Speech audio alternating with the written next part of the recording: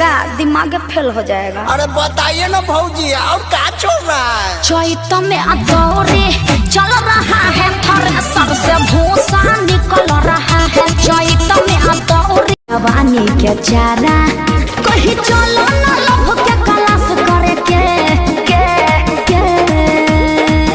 अभी कहो तेरू time pass करे के पाछे फेरा में लग जाइबू बास करे के। हमर दुनिया गोराई छलके नहैलू कौना साबुन से मलके जवानी तोहर झला झला झला के।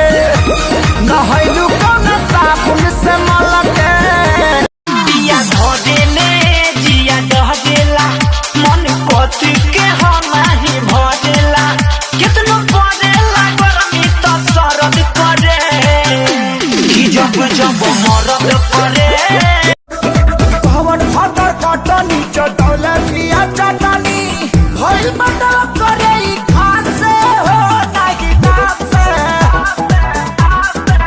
तलो जो नया नया में हर तलाश जातन ससुरा सैया के सजबो हिल ना होखे रबर वाला चोली किन के दिहाए अरब को ढील ना हो।